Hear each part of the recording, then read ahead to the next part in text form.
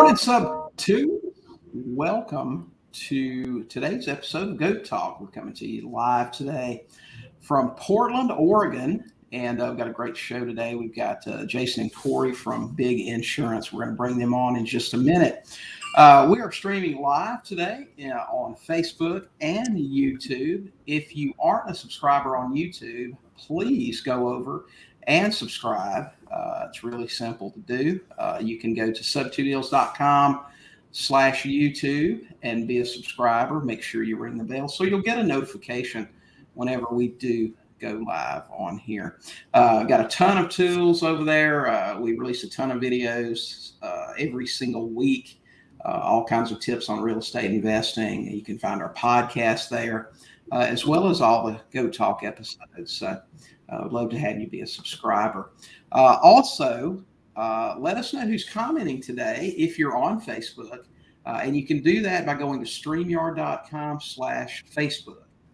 Just click a couple of buttons there and they'll know who you are. So when you say hello, we'll know who to say hello back to. Hey, Farouk, good to see you. Corey, good to see you today. Glad you guys joined us.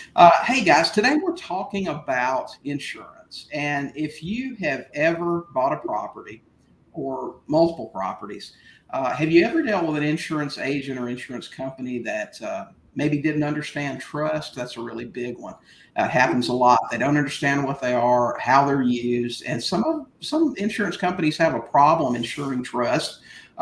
Maybe they don't make it easy for you to insure your properties. You know, for years, I used a company that was very good, but it was a process. If I got a house under contract, I had to call the agent, let them know about it ahead of time. They would go out, take photos, do things, come back, let me know whether or not they could insure it.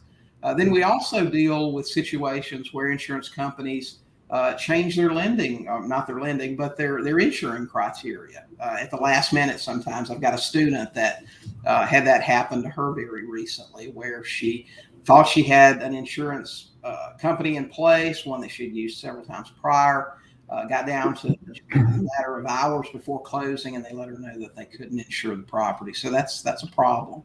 Or maybe you have a hard time finding an insurance company that even understands creative finance. That can be really difficult too. So I was really excited when a couple of our students introduced us to Corey and Jason with Big Insurance. These guys make all of that stuff super, super simple. So we brought them on today to talk to you guys. So without any further delay, we've got Jason here this morning with Big Insurance. Welcome, Jason. Great. Hey, good morning. Hey, Wayne. Thanks for having us. Yeah.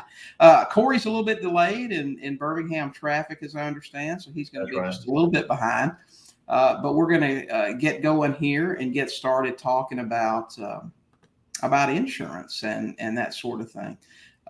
Hey, Siobhan, good to see you from Atlantic City. Hey, if you're on with us this morning, say good morning. Let us know where you're at, what part of the country. The great thing about these guys at Big Insurance is they can insure in every state. Now, my understanding was, Corey, that you guys do every state but New York, but you have a different program for New York, so you guys can really cover everybody. Is that right? Yeah, that's right. Like I said, we've got two separate programs, and we're licensed, and we can write business from Oregon to Orlando and all points in between. Mm-hmm. New York, sometimes with the legal environment up there, gives us a little bit of a challenge, but we can work around that in most cases, not every case. But yeah, we're nationwide. We can write in all 50 states. We sure can. Right. Now, so one of the things that really impressed me when I met Jason and Corey was the fact that it's really as simple as, the process is different now. If we get a house under contract, we can go to an investor portal that's web-based on their website. We can type in just a little bit of information about the property. Literally takes 2 or 3 minutes at most. Type in a little bit of information, get an instant quote on what it's going to cost to insure that place. And let it sit there until closing day, go click another button and have insurance just like that. No underwriting, no photos, no pictures of the electrical panel, and all of that stuff. That's just great. So super excited about it. Yeah, one of our little mottos is we really try to make it easy to do business with us. So you're right, William. We need about 4 pieces of information. You know, Mhm. what entity or trust or your personal name. You know, what named insured to list Right. on the policy. Certainly the address, how much you want to cover it, and the date you want the coverage to start. So you can either call us or our team. We can do it if you're not real tech savvy, and that's fine. Or yeah, you can go on the internet. We can either sign up and create a portal for you, or you can do it in a couple of minutes. And yes, it's that simple. All the data and the underwriting and the AI is behind the scenes. So yeah, we don't need pictures of the roof. We don't need prior loss information and an application that's 4 pages filled out. It's as simple as about 2 or 3 minutes. Yeah, you can save it, you can quote it, save it, bind it, pay for it, and issue it all in about 5 minutes. Right. It really, and I've heard this more times than I can count. It sounds too good to be true. And I hear that from a lot of investors who are used to really jumping through a lot of hoops to get properties covered. Another thing you got, and I know some of you guys out there are rehabbers. I don't know if Gail's on here this morning, but I know those guys rehab a lot as well as the other people that are on here.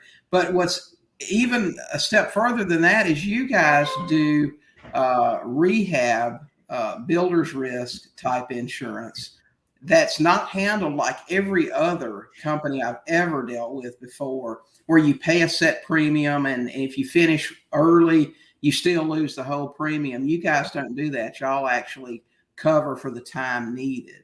It's just built into our program. So builder's risk is one of the coverages included. So yeah, in your example, a lot of times you either get it through your builder or contractor, you pay for it separately, and you have to pay for it all in advance. And again, if you say this project is going to be done in 9 months and it gets done in 6, well, you've left 3 months worth of premium on the table. Right. So it's just built into our master policy program. So you don't have to get a separate policy, do any kind of reporting monthly on where you are in the process or what building materials and values are there. So it's just included. Makes it a whole lot easier. Right. Okay, great.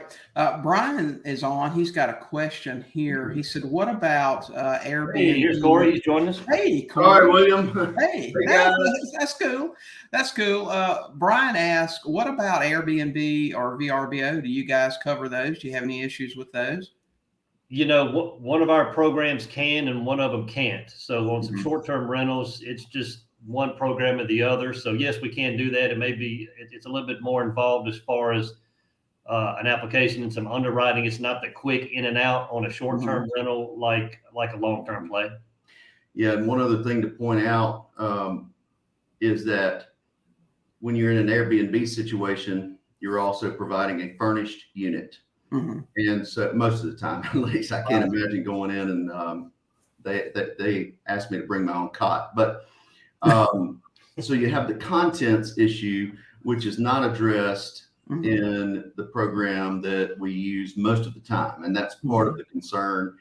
And in fact, we might actually advise that an investor who is investing in Airbnb properties consider 2 things. Number one is, are they living in the property at all, ever? And if so, then that's going to be more likely covered under a homeowner type policy with an endorsement for creating revenue with that owner occupied dwelling or part-time owner occupied dwelling, or if it is a full-time investor unit, which of course there are quite a number of those as well, then yeah, that would fit in our second program and is something we could address. So anyway. Right. So what you're saying is there's a way that you guys. Absolutely. Yes, sure. absolutely. Yeah. And again, it just goes back to this, William. We're going to do the right thing. We're going to shoot you straight. And if our solution is not the best for that situation, then we're going to find it. And we have plenty of resources to get that done. Right. You know, most everybody knows Jody and I for the last several months and probably going forward for the next several have been doing short-term rentals, Airbnb, more corporate type situations. But a surprising number of those require you to have contents insurance and a liability policy up to a significant amount, 150,000 or whatever, where you actually name the landlord. And that cost is about $90 a month in most cases we found. Yeah. So a lot of those landlords are requiring that, and that may have some bearing on what you're talking about as far as the coverage goes. Yeah.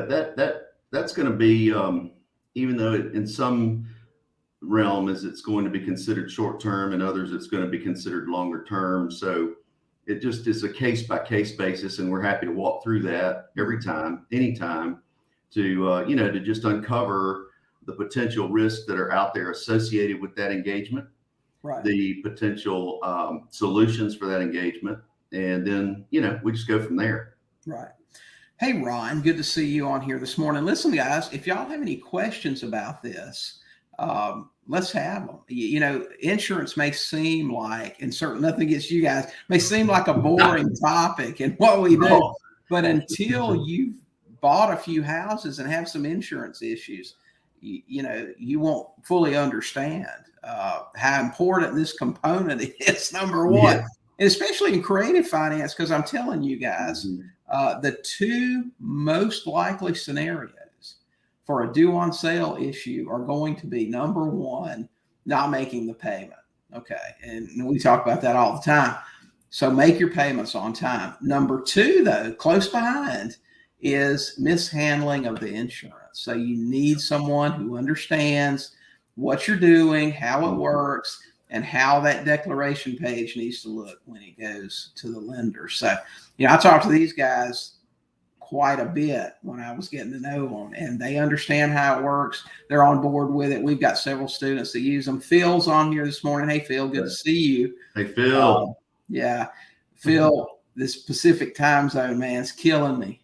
I can't wait to get out of here. I'm still on, I don't know, Central and whatever that clock. But anyway, and I know Phil and Tracy introduced us to these guys. So, we've got a lot of students using them.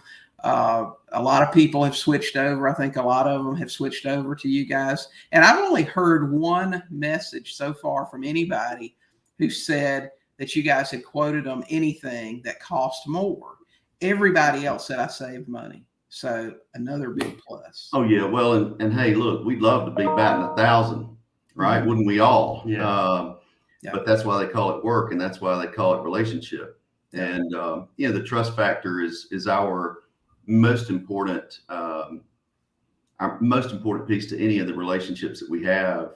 And just knowing that, hey, if we bat 1,000, life would be a lot easier, but we don't. We typically hit on anywhere from 85 to 90% of what we get a legitimate shot at, right? If we have, because the thing is, sometimes time is of the essence, and sometimes it isn't. Mm-hmm. So that's why it's important to begin to consider insurance and other things along with the beginning of a project. So that, number one, for budgetary purposes, hey, what can I offer this on this contract that makes sense for all parties? And of course, the best that we can do to minimize the expense while also minimizing the risk is what we're after. Because, like we've mentioned before, I mean, Jason and I are investors too, and we have all the same things to consider. We write all the same checks that you guys do. Sure. And it pains us as well, but you're going back to your point of you never know how good your insurance is until it's claim time. That's right. And so, so our goal is to try to, if you will, ask the hard questions on the front end, or get to know the situation on the front end. And we go so far as if there are situations where a lender, for instance, has a specific need or a specific concern, we'll speak directly to the lender, and make sure that we're understanding what they need and want. That way, when we deliver it the first time, it's correct. That's right. So nobody wants to fool with this stuff at all. That's why we want to be there for our clients and for your team. And all of our fellow investor friends in any way that we can. Right. Use us as resources. I mean, we have for all you folks who are investing in Alabama, we've got a couple of new hard money lenders. Mm-hmm. Okay, so we have access to that. We have a couple of local banks and lenders who are also adept at what we do and what you guys do. And so also, heck, we come across properties that are for sale, owners that are wanting to sell, or, buyers that are wanting to buy. So, we look forward to, growing this relationship and communicating more with everybody out there and being included as part of the team. Mm-hmm. All right, great. And we pride ourselves on being connectors. We can just kind of summarize that, whether it benefits us or not, or somebody can get an introduction to somebody or whatever. So, yeah. Yeah. All right. Dana had a question. I think we mentioned it earlier, but for those getting on here late, do you provide insurance throughout the country? Are there any states you can't provide insurance for? So the answer is we can provide insurance in all 50 states. The simplified program is in 49 states currently, with the exception of New York, because if you live there, if you've invested there, if you've insured there, whatever, it's a challenging legal environment. And to say that their laws benefit the tenant might be an understatement, but I'm going to leave it at that, right? So we can satisfy those needs, absolutely. Oh, and something else that came up last week, William, is I believe it was one of the participants was looking at properties in, was it Illinois or somewhere where there was a concern that they had and that she had. And so the bottom line is her needs were not best met by our program, not the short-term program. And so we actually were unclear about a couple of things and dug into it with our underwriters. And so this particular issue was addressed. And so we'll be able to help her just on that second program and not our primary. Right. Okay. Brian, I think, was it Brian? Yes, Brian had asked about contact information, and we just had that up here just a second ago. The phone number, you guys want to give it out, your direct phone number and website address? Sure. Direct phone number, the office is area code 205-682-8856. Mm-hmm. There it is right there. And then the website is just BHAM-group.com, short for Birmingham Insurance Group. So call us, email us. If you want to email us, it's just info@BHAM-group.com. And Corey and I both get those emails. So if you want to shoot us an email with a question or a what if, we'll be glad to get back to you, call you or whatever. Yeah. Okay. And look, to back that up, we receive a lot of calls, and so we're on the phone a lot during the day and during the week. And so if we happen to miss your call, don't hesitate to leave us a voicemail, because those voicemails, we're on a voice over IP system, which means that the phone number follows us. Mm-hmm. And if we're not able to answer, leave a voicemail, we are alerted through our system on those voicemails, and we'll be able to respond accordingly. Okay. Hey, Williams, good to see you here this morning. Brian had a follow-up question. It was, what is the best price relative to deductible? Maybe you guys understand. I'm not sure I'm very clear on that. Yeah. So really, there's several factors that go into a rating on any property, right? So there's the property coverage on the dwelling itself. There's the liability coverage. And then loss of rents is relative to the annualized approximate rents. Okay. Then there are a couple of options. One that's very important in our mind, and as we see and deal with claims on a regular basis, water backup of sewer and drain.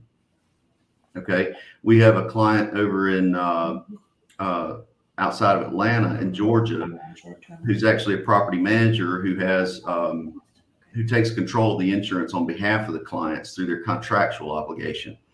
And they have had a series of water claims, okay, two of which ended up being water backup, sewer, and drain. An important thing to consider here is, okay, what was the root cause of the problem? And even though it may have been a toilet backup or something like that, the question is, what caused the toilet backup? Okay. So if a tenant has a child who shoved something down the toilet and flushed it and nobody knew, and it continued to present a problem, then what we have is an actual tenant liability claim. And so what we do in that situation is help our clients navigate how to address that through the tenant policy, the renter's policy, okay? Because the minimum liability limits that are included therein are about $100,000. And I haven't seen any water damage claims that have outpaced that number. And so therefore what it does is two things. Number one is it prevents you from having to make a claim and covering the deductible. Okay. It keeps the claim off of our collective body of claims within the group. And then it also allows, number one, the tenant who might be displaced for a period of time to live in another place without any out-of-pocket expense. And it also provides for loss of rents as a part of that tenant liability claim. So it's a really big deal that is most often overlooked, the importance of not only requiring tenants to have their own insurance policy to protect their contents, their stuff, right? But then also it's a protection factor for us as investors, as owners, or whoever is involved on that end. So, right. Hey, throw his question, put his question back up there. I'm going to give you specifically address Brian's question. What's the best premium relative to deductible? So with our programs, we have two deductible options, a $2,500 and a $5,000.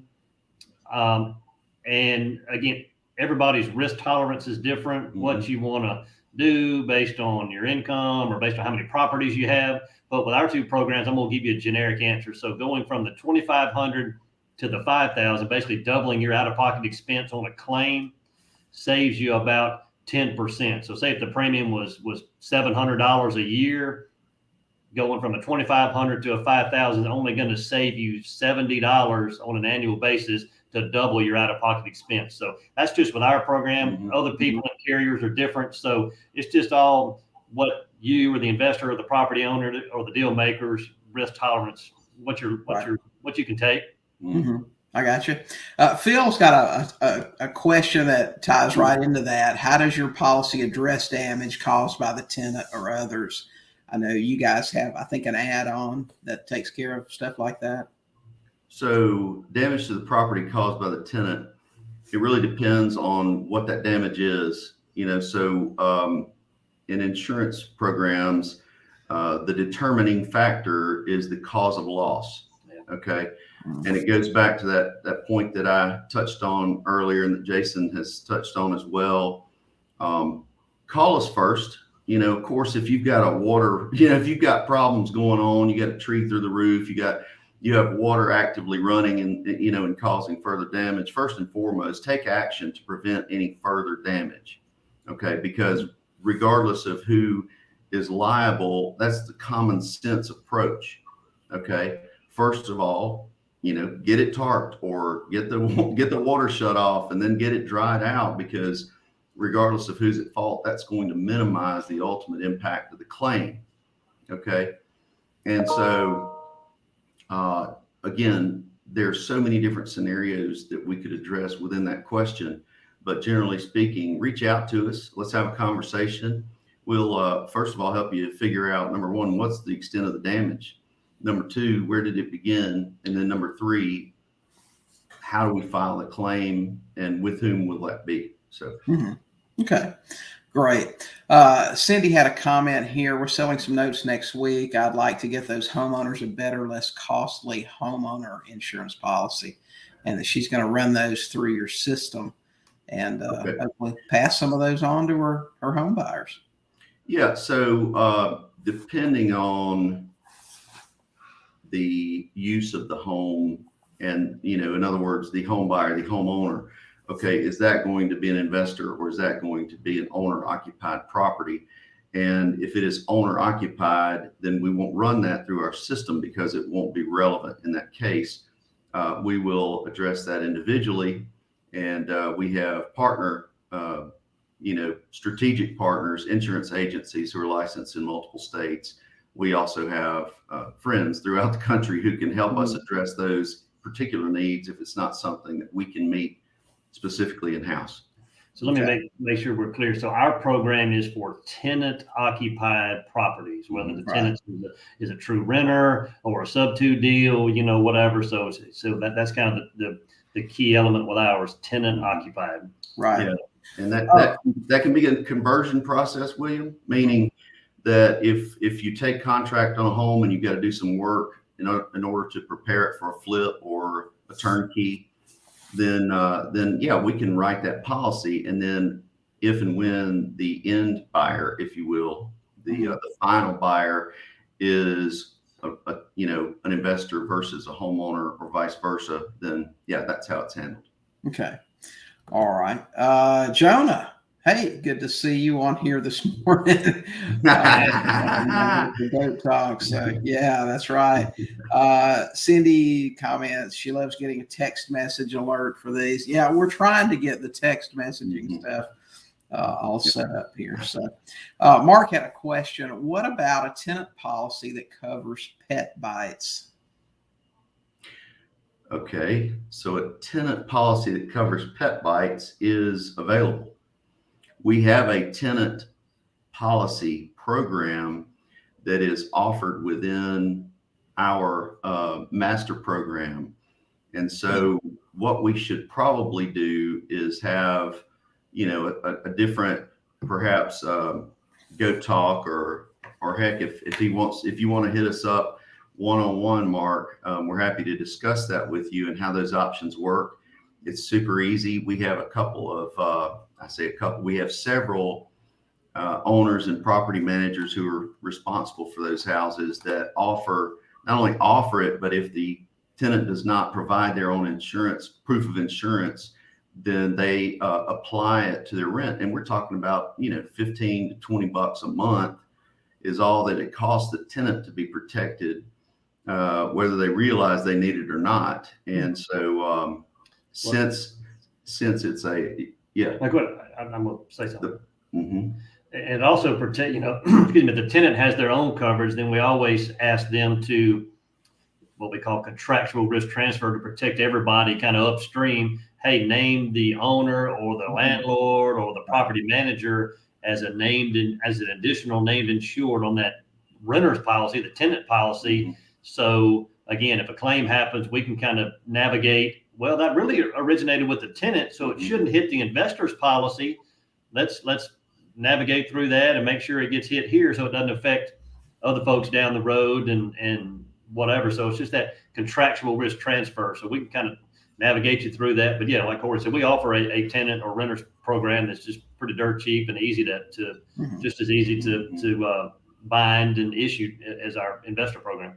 And it's really as simple as putting that in your contract, your agreement with your tenant that they, it's like I was saying earlier about these corporate places that we're renting for a month or 3 months or whatever. It's in the agreement that we either have to buy this certain policy that they have at $90 a month or have our own renter's policy that we can show. I think, like in this case here, I think it's $150,000 in liability coverage, naming the homeowner or of the property as an additional insured. We have to have it too. So just put it in your lease. Just put it in your land contract. Just make it a requirement. That's just best in class again to separate everybody. So if and when a claim happens, it hits the appropriate policy. Yep. Right.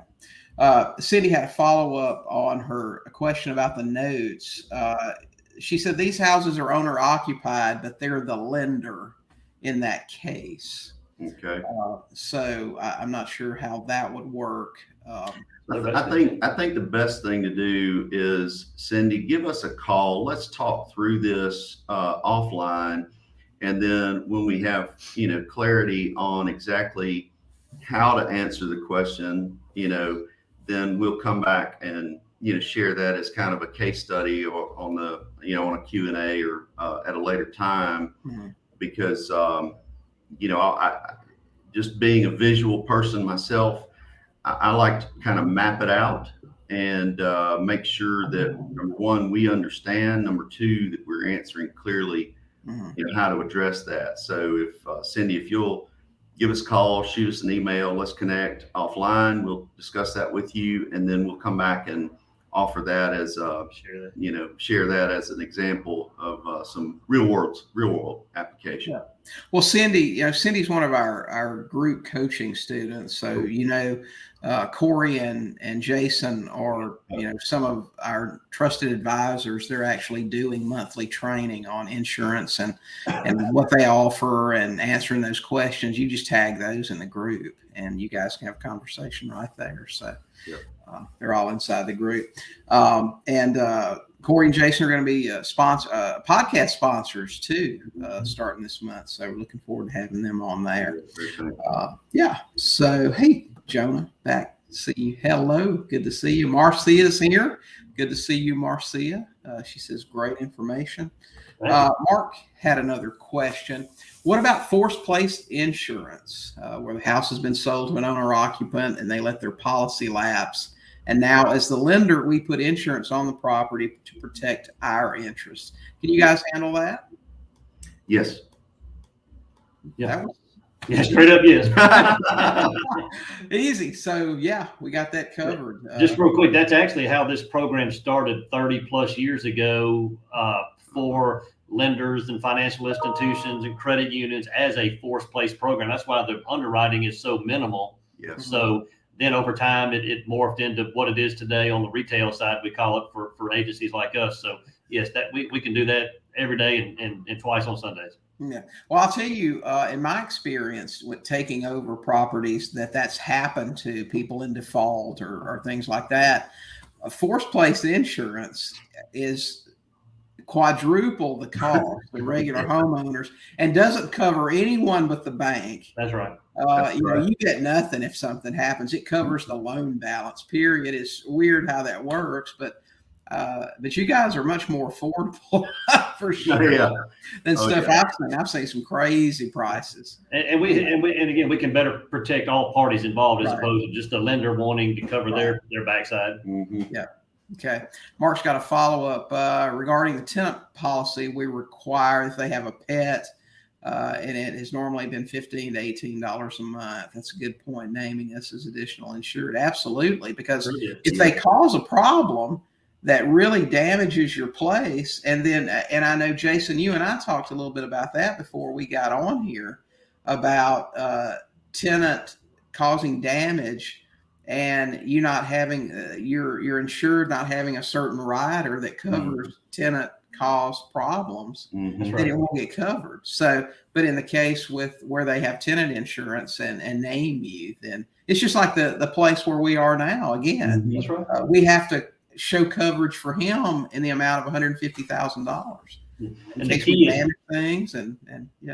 Yeah, the key is being named on their policy as the additional named insured, which grants you some limited rights to the policy limits and covered causes of loss and claims. Because them just having a policy is great, but if you're not, being named on it and getting proof of that, don't just, I hate to say it, but don't just take their word. Make sure you get an email or a piece of paper showing, hey, me or our LLC or our entity is on that policy, granting you the rights if and when a claim happens. You've probably heard it put this way before. You've probably put it this way yourself, William, and others, but I call it TBV.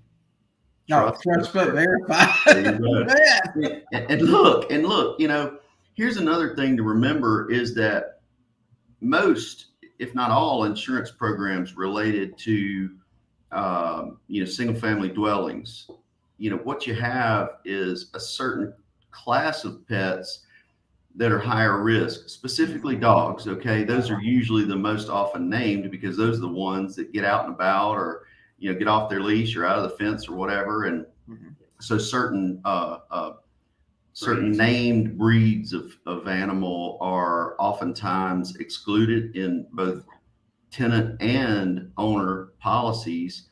And so you have to be aware because, a good tenant can turn sour in a New York minute when it comes to their pet, right?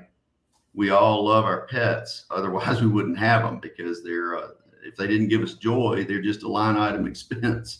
And so so that's what we have to pay attention to. And a lot of our, consulting clients who, want us to help them with their risk mitigation ask us to look at the terminology in their contract and the policy, and then the tenant provided insurance, so that you can either at least understand where your risk, is transferable or not, and then further how to address it. So it's a common sense approach, but it just takes some diligent action and some conversation to make sure that that's done properly. And we try to make sure everything dovetails as opposed to just selling you a piece of paper and then hoping it's covered at claim time. Yeah. So again, like Corey alluded to, we'd rather have a 5 or 10 minute conversation, let us review things, give you examples, whatever, so everybody knows on the front end, as best as we can, elaborate or research or dig into it, that everybody knows what's going on. What am I getting for my money? What's excluded? What are the major pitfalls? Oh, I'll self-insure that, or I'll take a higher deductible, or whatever the case may be, to where when the rubber meets the road and we've got a kitchen fire, we're not having those questions and conversations on the back end. Yep. Okay. Brian had a question. Should I have a liability policy on a lease option contract, even though they're required to have their own insurance? Brian, my question is this a house that you own that you've sold on a lease option, or is this a sandwich lease option situation where someone else still technically owns the house? If you can clarify that just a little bit more, I think we can probably do a better job of answering that. Mark asked, what about investors buying subject to and selling on a wrap? Have you dealt with that? Where you as investors, we actually convey title. Would that put the wrap buyer needing their own homeowner's policy, or how do you guys handle that? So, because of differences in terminology and just wanting to understand fully, it all revolves around, who has title, who has an insurable interest in each property. Okay. I got you. So the answer is yes or no, depending on the situation and how the wrap is set up.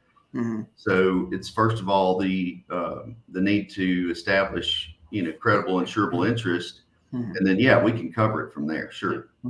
Okay.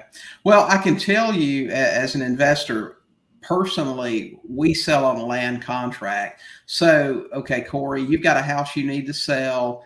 I buy it from you subject to. I take title from Corey to Williams Land Trust. The loan stays in place. My land trust now owns the property.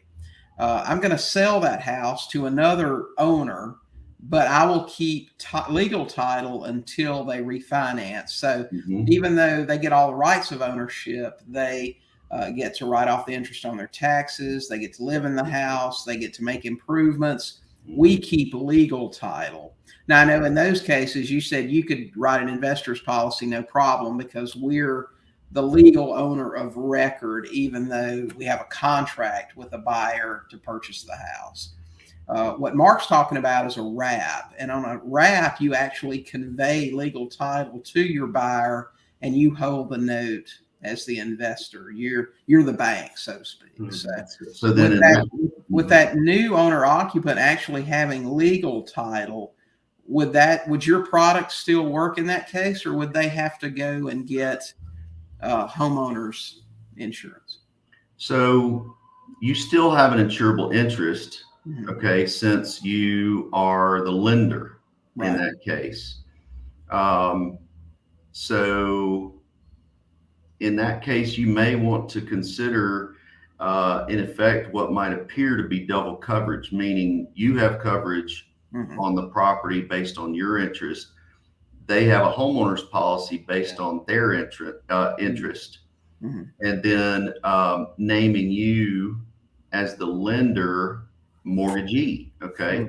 So the mortgagee is protected and has rights to that policy that are in effect equivalent to the named insured. So, Joe and Sally, bought, are the wrap, end buyer, if you will. So they have their stuff in there. They have an interest in the property being maintained, of course, and then if damaged, recoverable, because that's a part of the value as it relates to, the purchase or the sale. And so, yeah, it would be covered under their homeowner's policy, but then also because of the uniqueness of the situation, you'd probably want to consider having your own policy in addition. Mm-hmm. And at claim time, what happens is there's no gap in coverage. It's just a matter of letting the insurance policies determine what percentage or what portion of the claim they are responsible for. Right. In essence, it would put them in the primary position on a claim and your policy in the secondary. So if theirs either didn't react or they had lesser limits, lower limits or whatever, so it's not really double coverage. It's just probably better protecting you and your interest in the policy, basically, as the bank.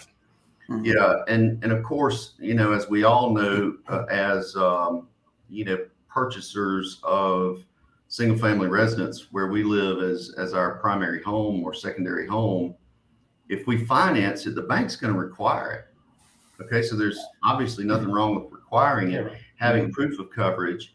And then when that named insured adds you as a mortgagee, then that also gives you as the lender, if you will, the ability to retain proof of coverage. And then if their policy goes into a lapse situation or a cancel situation for non-payment of premium, you're notified, and therefore you can take, additional action if need be.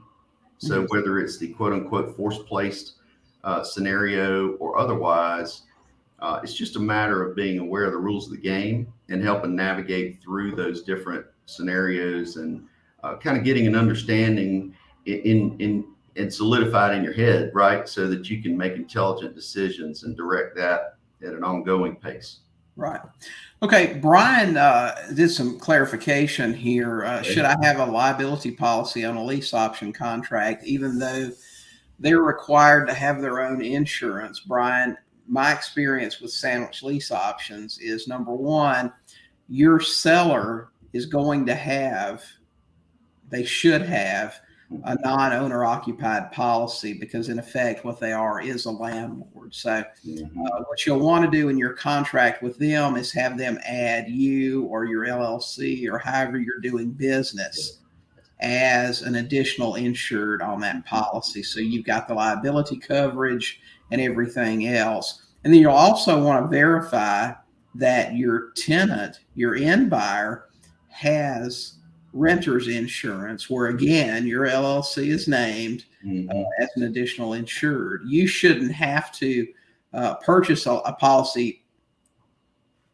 just for this case between your seller and your buyer's insurance.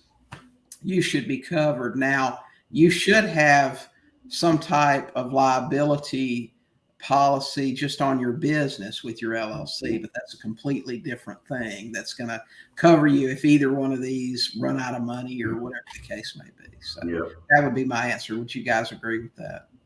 We do. 100%. All right. And as these guys said earlier, as Corey said, TBV, okay, don't just put it in your contract. Make sure that you get a copy of those declaration pages. That's right. Absolutely. Yeah. Your name, your LLC, whatever, you want to see that on there. Make sure you got that coverage.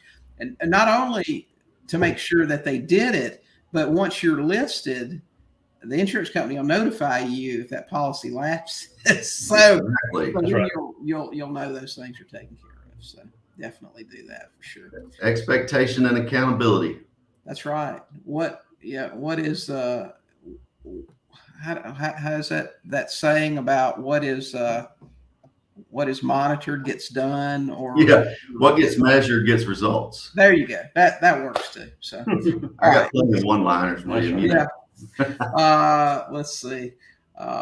Mark says we sound like attorneys. Everything depends. Well, it does. I mean, that's the way it goes. Every situation's a little bit different. You know that. Right. So I think. And hey, let's just be real. An insurance policy is basically a contract of exclusions. Mm-hmm. I mean, we're in a weird industry. You know, we sell you a promise on a piece of paper, cash your check, and hope you never use it. Let's just really net it out. Yeah. We're in a weird industry. I'm telling you. Yeah, absolutely. And, you know, that's for sure. That's the insurance of any kind. Yeah, that's right. That's right. Absolutely. Yeah. It's very expensive until you need it and don't have it. And Facebook user, yes, there's always a replay. We don't take down Goat Talk. In fact, if you go subscribe to us on YouTube, at sub2deals.com/YouTube, be a subscriber, and all of these will be there forever. They'll also be in the group, but they're easy to find on YouTube. So get over there and become a subscriber. Let's see. Corey asked, maybe this has already been asked and answered, but in the event of a contract for deed scenario where we're wrapping an existing mortgage, is there anything additional that's required other than the main policy on the additional mortgage? Yes, Corey, we did talk about that, and there are a couple of different ways you can handle it. And I talk about that in an article, actually, on sub2deals.com. There's a couple of different things you can do on that. But if you'll back up just a little bit on this thing and watch the recording, we just covered how you need to handle that stuff. Yeah. Mark, actually, where this is more on this topic, he said instead of double coverage, what he does instead is, as the seller lender, they require it and highly suggest that they contact our insurance agent to make sure it's done right. That's a great idea. And at the very minimum, we get a copy of their policy and bring it to our agent to review. I would go with the former there and just say, listen, that's part of the contract here. We use these guys. They know what we do. They give good service. They pay if there's a claim. And one of our requirements is that you use our insurance company. So it's probably going to save you money. And I love that control freaks comment because, you know, the devil's in the details. I mean, the devil is in the details, and we've learned that more times than we can count, and continue to learn the fact of, or the importance of that very point that he's making. If you just get in the habit of requiring that and reviewing that as part of your process, it just becomes second nature. And again, then you're protecting everybody up and down, you know, the process, you know, in the buying and selling, you know, situation to again, hopefully if a claim happens, then everybody knows where it should fall and get paid or denied or whatever the case may be. Right. John, you are absolutely right that what is measured improves. That's exactly right. So great.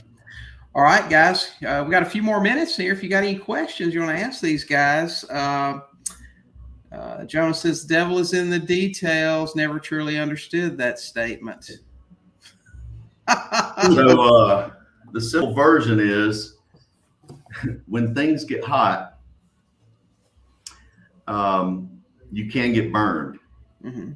And so it's a pain in the butt sometimes for folks like me who are not as detailed oriented as I should be. And therefore, you know, I have people and processes and things in place to help me mitigate my own personal risk in that regard.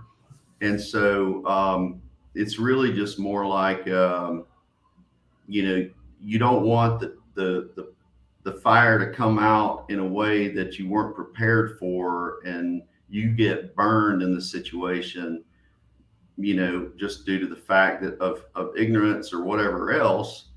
And so at the end of the day, it really doesn't matter. I mean, we're all going to be accountable whether we were prepared or not. So it's better to be prepared and be able to respond in a planned way rather than have to react in a sudden and oftentimes on fire situation. And so it's what the military teaches. It's what you know, law enforcement officers learn, and it's all about, hey, you know, be prepared. Heck, that's the Boy Scout way, right? I mean, we can go through that ad nauseum. Yep.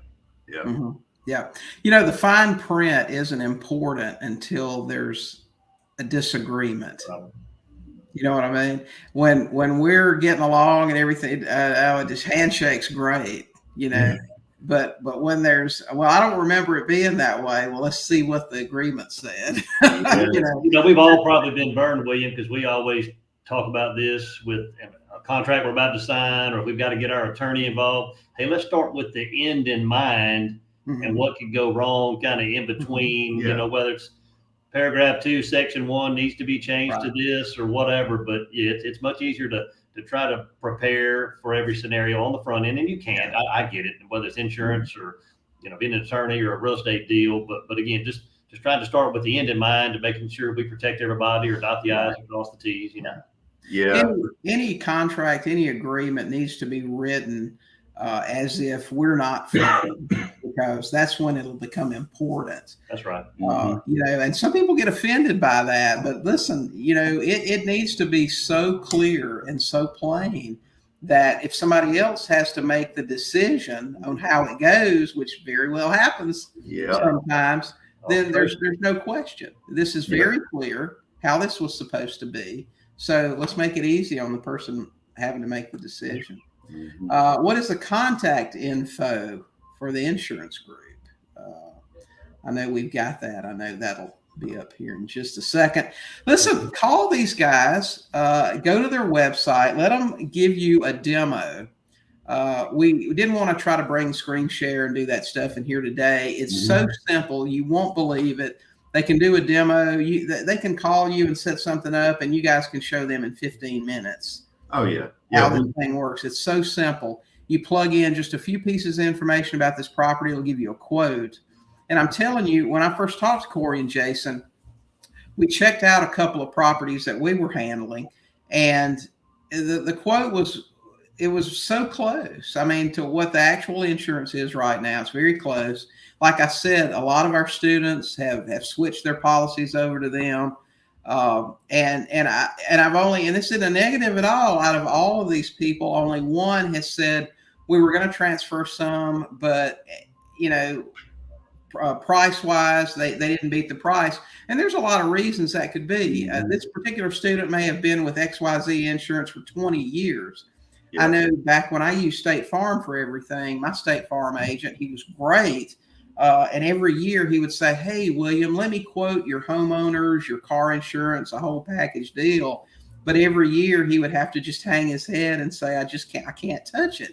Because at the time I'd been with Metropolitan for 20 years. So he couldn't come in and go, you know, because they were giving me really good. We'd never had a claim on anything. So our rates were outstanding at that time. So and let's keep in mind, William, that a key point in that is there are certainly fully underwritten options that are available, which is like, for example, your State Farm and others. However, what we found is that there are some exclusions in there that truly differentiate our product versus those mainstream products, primarily of which is the builder's risk component, the vacancy exclusion, which exists in every standard insurance program, which we have the good fortune of being aligned with a program that eliminates that verbiage and therefore, you know, protects you whether somebody's in there or not, and so on and so forth. I mean, there are going to be certain pockets of places within different markets in the U.S. where you have a regional player or something like that that's a small insurance company, and they've somehow or another wiggled their way in. But again, you know, our goal is not to bat 1,000. You know, I mean, there's only one Heisman every year, so we're not going to make plans on getting the Heisman, right? We're going to be consistent, and we're going to be honest and forthright, and so ultimately, it's up to the individual to make their own best decision, and we just want to give you all the facts that we can, so that you can make your own best informed decision. That's another amazing benefit that we didn't even talk about today, was the fact that you guys don't have a vacancy exclusion. Most, and maybe some of you out there don't know, if you read your insurance policy, if you have a tenant that moves out, maybe they do some damage, something happens, maybe gosh, you know how it is now with COVID, trying to get certain parts or appliances or whatever. Maybe your house isn't ready within 30 days. Read your policy. Most all that I've ever seen, if it's vacant more than 30 days, you have a lapse in coverage. Yeah. But these guys don't have that. So, you can work on the house, you can do whatever, you're still going to get covered. We've seen some as low as like a couple of weeks or 21 days. So it used to be on average 30 days, but yeah, you just need to read the fine print or ask your agent, hey, what's the vacancy language in this policy? And really understand that, because that could be a big time play. Like you said, William, you're either going to not have any coverage at all, or it's going to severely limit what will be covered in a claim scenario. Right. If they truly say, they being the adjuster, if that property was either unoccupied, and that's another term, unoccupied or vacant. So. Right. John had asked this question, what are the typical days for a vacant exclusion to kick in? Well, there's not one to worry about here. It's doesn't matter. I guess if the house sits vacant for months, there's no limitation there. So whether it's vacant or occupied on day 1 or on day 365, when the policy renews, our policy reacts the exact same way. Right. There you go. Okay. Mark said, I'll be contacting you this afternoon. We have one we're about to buy in Missouri subject to, and he has questions. So sure. Sounds great. We appreciate it. Look forward to it. Yeah. Brian asks, is the claim process the same? I don't know if that's the same as other insurance companies, or maybe you can. So it should be the same. I mean, you either can go online and initiate a claim on your portal. If it's a weekend or early morning or whatever, you can call us.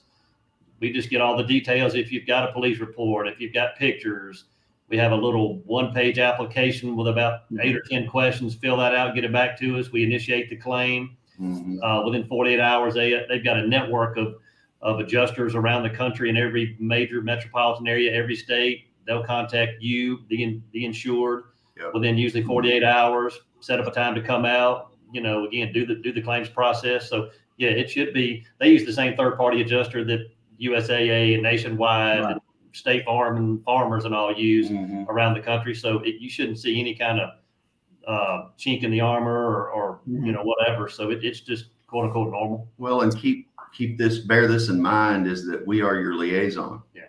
Okay. So we're hands off in the claim process because if we try to inject ourselves, it might disrupt the flow of the typical, if you will, claim process.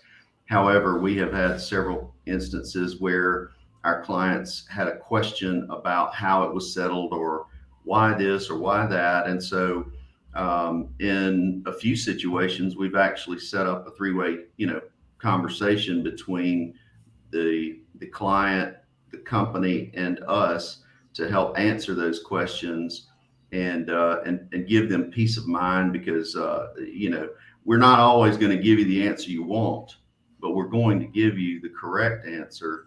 We can all deal with facts. It's gray and it's confusion that leads to frustration. Right. And so we want you to have confidence in us and confidence in the program. And so it's pretty solid. Right. Okay, guys, give Jason and Corey a call at 205-682-8856, or visit them on their website at bhaminsgroup.com. No vacancy exclusion, no underwriting, insure instantly, get an instant quote. You can do all that without even talking to anyone. It's so simple to do. Give them a call, check out the rates, compare things. My students have been thrilled with you and your service. So I can't say enough about these guys. I appreciate you guys being on today. Thanks so much. Thank you so much. Thanks we for look forward to helping any way that we can. Yeah. Insurance, it's like I said earlier, and nothing against you guys at all. Insurance seems kind of boring most of the time. Oh, insurance. But it's just you can't own real estate. Well, I mean, you can, but if there's a loan on it, you're not going to get away with it. And most of the stuff that we do is taking over financing. Remember, like I said, I can't overemphasize this. The two main issues that you deal with, possible due on sale violations or issues, are going to be making your payments on time and handling your insurance properly. So you want to make sure you're doing that. Make sure you're working with somebody that knows how this stuff works. So these guys know how it works. They can get you a great policy, probably for less than you're going to be paying otherwise. So anyway, great. Appreciate you guys. And guys, we're going to get out of here, and we'll see you next time on Go Talk. If you're not a subscriber, subscribe on YouTube. We've got a link here somewhere. I think my producer's taking a break. We've got the link here for that, where you can subscribe, or just join us here on Facebook. Either way, it's all good. So we'll see you guys next Thursday, bright and early on the Pacific West Coast, and 11 o'clock on the East Coast. So thanks, Corey and Jason, and thank you, William. Yeah, see you guys. We'll catch you next time. All right.